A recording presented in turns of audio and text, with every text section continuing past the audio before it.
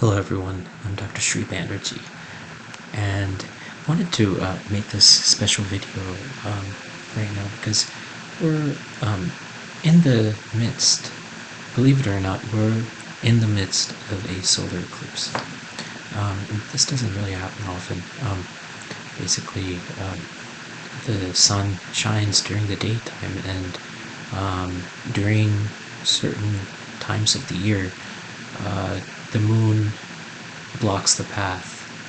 And so, of course, the sun is stationary, the earth is moving. So it's the way the planetary bodies are set up. And I've described this in other lectures previously, so you can refer to that. But today I want to focus more on trying to typify some of the astrological aspects of what's going on for the solar eclipse.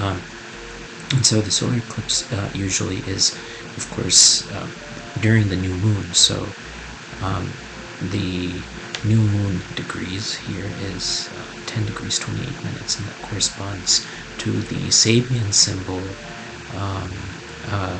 of a woman watering in the garden.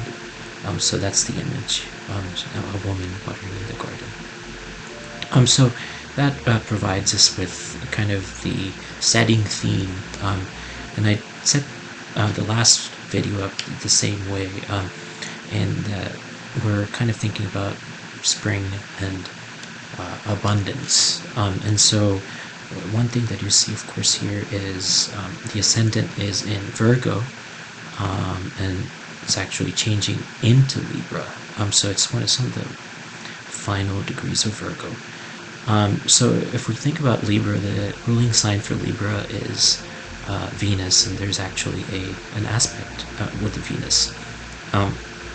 We can also look at the ruling sign of Virgo, which is Mercury, and the placement of the ruling planet. And so Mercury is in Gemini, so that's well placed as well. So not only good for kind of mental work and education and setting goals in that, but also kind of making broad goals and then bringing them in and reining them in and making sure that they align with your own personal goals.